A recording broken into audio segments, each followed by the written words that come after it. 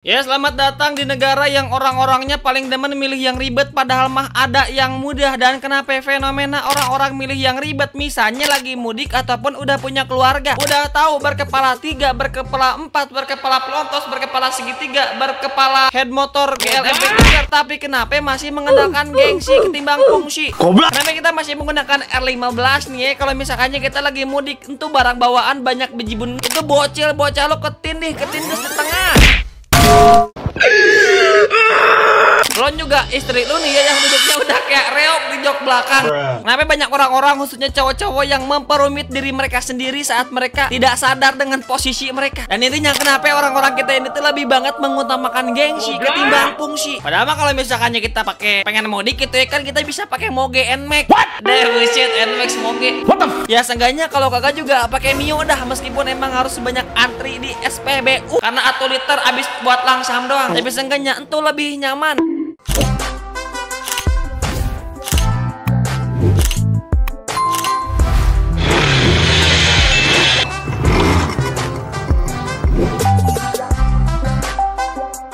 Ya, halo semuanya, balik lagi di King Ripan. Kali ini kita bakal ngebahas perilaku orang-orang absurd, random yang emang udah kagak rasional di jalanan yang udah sering kita temui dan juga kita lihat. Misalnya hal sederhana kalau misalkannya mah di pasar ya, lihat emak-emak yang bawa barang bawaan banyak, dah bullshit. Kagak aneh kalau misalkannya pakai motor metik ataupun motor bebek, ini mah pakai.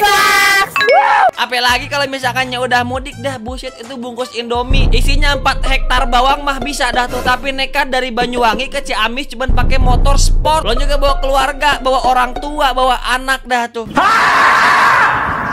Kira-kira faktor yang menyebabkan kenapa orang-orang setidak rasional ini bisa dan kepikiran untuk melakukan ini, yang padahal makan bisa pakai bis, bisa sambil tidur. Kalau mentok-mentok juga ya posting dulu tukar tambah, nyari tukar ke Matic dulu motornya biar lebih enak, kan bisa dah tuh sederhana daripada nyiksa keluarga. Dan kira-kira hal psikologi seperti apa yang ngebuat mereka semua itu seperti ini? Nah, kalau misalkannya kita ngomongin masalah psikologi, pastinya ada pada bagian gengsi. Ada 3 poin yang merujuk ke dalam kasus seperti ini. Yang pertama adalah social identify theory, atau dalam artian identitas kita atau diri pribadi kita itu melekat banget dengan barang yang kita pakai, atau ya udah fanboy garis keras dengan motor yang kita gunakan. Bodoh amat lah kalau misalkannya motornya banyak servis, banyak mogok, malah crankcase jebol, ataupun malah rangka tralisnya patah. Yang penting kita udah cinta dengan produk ini, meskipun cicilannya harus 3 bulan lunas ya.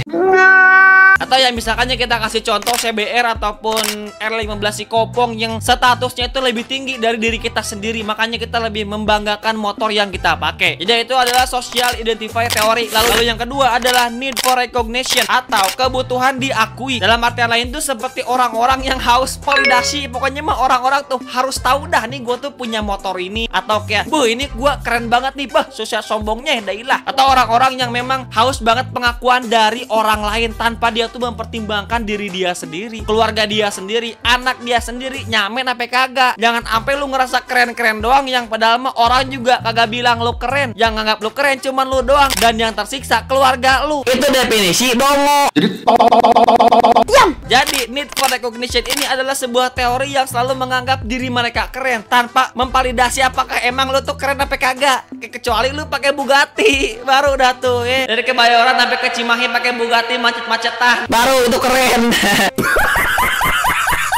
Lalu yang ketiga ada cognitive dissonance. Ya meskipun dalam artian lain ini adalah definisi yang sebenarnya ya rumit, gak apa-apa dah, capek gak apa-apa, tersiksa keluarga, anak apa-apa, nggak dapat validasi atau enggak nggak apa-apa. Yang penting mah ya kitanya cukup dah, orang kayak gak ada lagi gitu ya motornya yang lain, ataupun kayak kita cuman punya ini atu-atunya. Yang penting mah ya gengsi tetap kejaga, yang penting mah citra yang nomor 1, kenyamanan nomor 2. Jadi orang-orang cognitive dissonance ini adalah orang-orang yang bener-bener haus banget bagaimana validasi dari orang lain tanpa mempertimbangkan bagaimana kondisi keadaan diri dia sendiri ataupun orang lain seperti keluarga ataupun anak. Jadi memang ada faktor psikologis di sini yang emang 3 faktor ini itu udah melekat banget dengan orang-orang Indonesia yang lebih mengutamakan gengsi dan juga validasi dari orang lain. Jadi memang ada faktor sosial dan juga budaya. Yang pertama pastinya ada budaya pamer, yang sebenarnya masih ada korelasi dengan 3 poin tadi faktor psikologis, yang kita tuh pengen pakai motor yang tetap pengen kelihatan keren di mata orang lain, terlepas dari bagaimana dampak yang sebenarnya mah bikin mungkin sakit ekor pinggang harus diurut ataupun harus ntar ekor pinggang tuh pindah kepala apa gimana, yang penting kelihatan keren.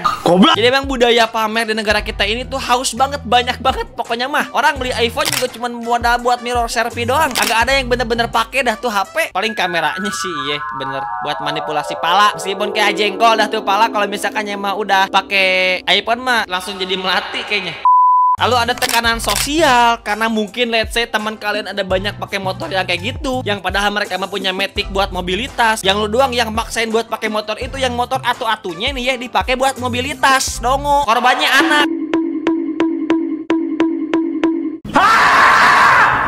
Ketindih di tengah dah tuh ama lu doang tuh di motor. Ah ilah. Lalu pastinya ada pengaruh media dan iklan, yang kita tuh banyak banget kedoktrin dengan iklan-iklan yang viral di sosial media. Apalagi kalau misalkannya udah ngomongin sales dari salah satu produsen motor yang dah tuh silat lidahnya bener-bener kita ke manipulatif. DP ringan segala rupa ini itu, diskon DP. Belum pas udah motornya datang, pas dihitung-hitung ini mah kebeli 2 motor. Belum juga sebulan kemudian harus ganti rangka dah. Buset makin mumetnya dah tuh.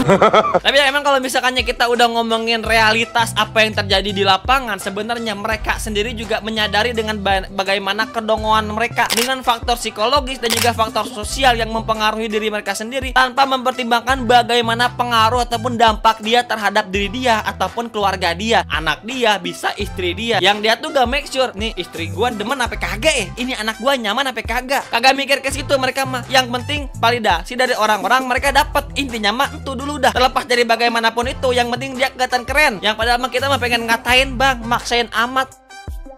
Dan emang kasus pengaruh sosial, kasus pengaruh iklan dan juga psikologi menjadi peran utama kenapa kita lebih mengutamakan gengsi ketimbang fungsi. Hanya ada di Indonesia orang yang mudik pakai motor sport, bawa barang banyak dan juga keluarga dalam atu motor. Hanya ada di Indonesia. Tapi terlepas dari bagaimanapun kita orang-orang dengan keberagamannya, gimana pendapat kalian tentang kasus dan fenomena seperti ini? Dan kira-kira baiknya seperti apa nih orang-orang seperti ini? Orang caper, haus validasi dan juga haus pengakuan. A few moments later. Emang kawan tuh mang bukan gitu, aduh karunya super bus. Aduh baru gede muturing teh.